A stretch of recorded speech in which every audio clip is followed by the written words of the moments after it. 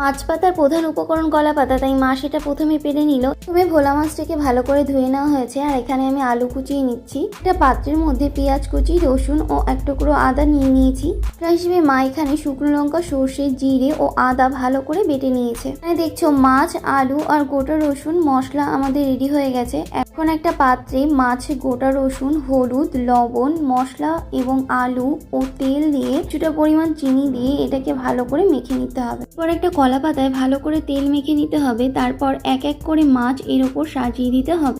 যে আলুটা রয়েছে সেটা এক পাশ থেকে দিতে হবে, তার উপর কিছুটা তেল দিয়ে লো আঁচে এটা হতে দিতে হবে। মাছের জলটা যখন টেনে যাবে তখন মাছটাকে নামিয়ে ফেলতে হবে এবং তার অপর পিঠে আরেকটা কলা পাতা দিয়ে উল্টে দিতে হবে। দেখতেই পাচ্ছ একটা পাশ কতটা সুন্দরভাবে ভাজা হয়ে গেছে, এবার অপর পাশটাও ভাজতে দিতে হবে। এখন আমাদের মাছ পাতায় রেডি হয়ে গেছে। কতটা লোভনীয় হয়েছে দেখেই বুঝতে পারছো। আমরা অবশ্যই এইভাবে একদিন ট্রাই করে দেখো, ভালো লাগবে।